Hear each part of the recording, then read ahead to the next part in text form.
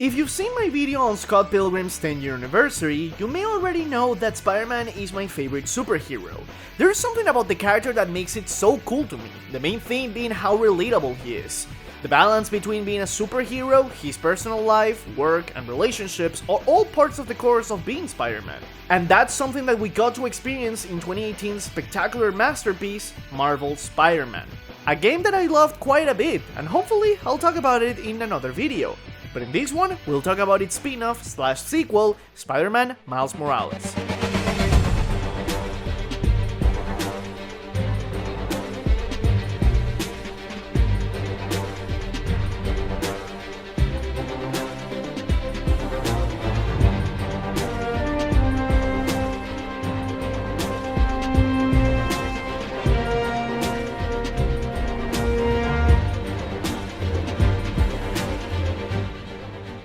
Miles is a character that needs absolutely no introduction, who was featured in a fantastic movie and has been a staple of the Marvel mythos ever since Spidey's untimely death in the Ultimate Universe. In-game, we saw him being a fan of Spider-Man, cope with the death of his father, and by the end of that story, a new Spider-Man in training. In this new game, we play as him, and it starts with Miles and Peter on a mission together escorting a prison convoy. Miles makes a mistake, allowing both Rhino and some prisoners to escape from the police. The ensuing chaos that comes right after is nothing short of magical. Watching Miles and Peter work together in order to stop Rhino that's rampaging through New York City is nothing short of magical. This runaround culminates in Peter getting seriously injured and Miles discovering his Venoshock powers in the heat of the moment. And with the power to actually harm Rhino, he takes him out in an abandoned warehouse owned by Roxxon, an energy company that's taking over Harlem. We meet its resident asshole Simon Krieger, which is the head of Roxxon, and leave the scene. After a successful mission, Peter tells Miles that he's leaving New York for some time on a work trip with MJ, a nice opportunity for Miles to fly solo and learn to be Spider-Man. This is something so simple that a lot of people should know before buying, because I've seen reports of people dismissing the game altogether because they think Miles Morales came out to replace Peter or that Peter simply died, disregarding the fact that this game has an excellent story that explores the intricacies on how to deal with being Spider-Man and individuality. The dealing with being Spider-Man is not the first time we've seen it. Hell, it's the whole point of Peter's story as Spider-Man. But in Miles' case, it's a little different. He now lives in Harlem instead of Brooklyn, he's still coping with his father's absence, he has to hide his identity to protect the people that he loves, and the fact that he's alone defending New York. All this with the need to do what's right as Spider-Man and keep everybody safe, it's what propels the story forward.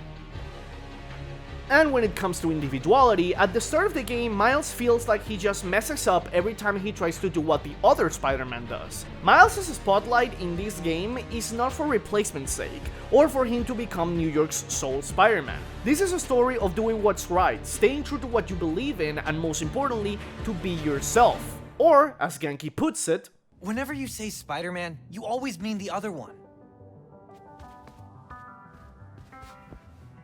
You're Spider-Man. You can fix this. Your way. This game also features amazing villains with their own motives to do what you're doing. You come to understand them and you go with Miles in this journey in order to either change their minds or stop them. When it comes to Miles' gameplay, you'll find a pretty fun experience.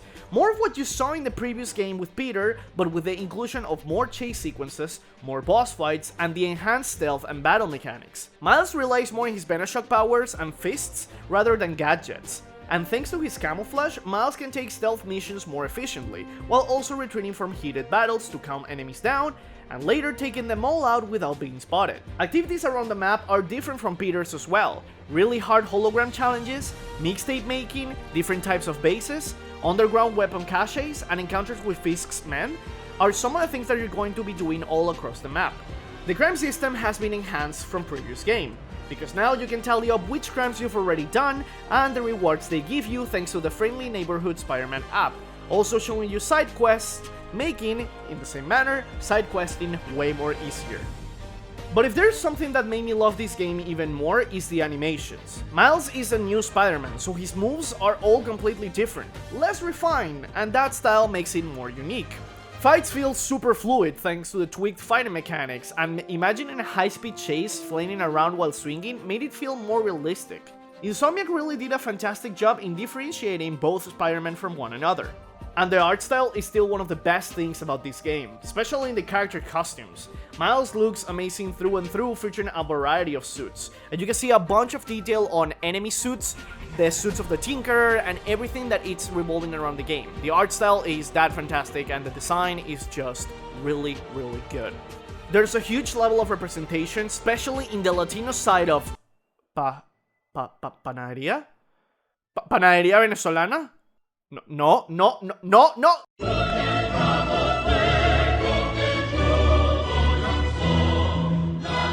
A disclaimer that I'm going to give you is the fact that Spider-Man Miles Morales needs the Day 1 patch, the 12GB patch that applies when you first open the game. I'm saying all of this because I experienced a huge variety of bugs while playing unpatched. Frame drops in cutscenes, the map screen was choking every time I opened it, the menus bugged like crazy, I even had an actual game crash in the first 2 hours of the game. The patch solves a variety of issues, but I still encountered some of them after the patch.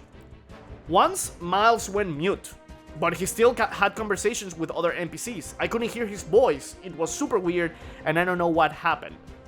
I'm convinced that another patch might be great for the game because it might polish some of the rough edges. I'm dropping to minor spoiler territory now, so if you like what you saw and want to play it yourself, leave now, and thank you for watching. Okay, so the story is really good, I'm not gonna go back on that, but there's a thing that really put me off, and it's the fact that too many people know that Miles is Spider-Man. Peter's rule is very clear, and it's not to tell anyone your secret identity. That's one of the integral points of the character as a whole. And Miles breaks it multiple times across the game time. To his uncle, to his mother, even to some of the people of Harlem. Maybe it's just me, but Spider-Man has to be a secret, an identity that cannot be shared. We already saw the repercussions of sharing your identity as Spider-Man in the comics of Civil War. There's a reason why not many people know, but aside from that, everything else is really fine. The story is really good, the characters are fantastic, the story as a whole is really emotional and it's fantastic. I really liked it, and it's kind of sad to see people disregarding it, thinking that this is some kind of LGBTQ whatever or Black Lives Matter propaganda, instead of taking it as a really good game that it's a continuation to a fantastic story. I hope this video shows you that the game has a lot to offer, and maybe you are going to be inclined to buy it. The game is on PlayStation 4 and PlayStation 5, and it's really, really great. I really did enjoy it, and maybe sometime people would take games as games and not as propaganda. Well, at least if developers keep it that way. Thank you all you guys for watching. If you liked the video, please hit the like button. If you want to see more of my content, consider subscribing. I'm going to be working on a new video pretty soon on Genshin Impact and other stuff, so I'll see you pretty soon. Take care.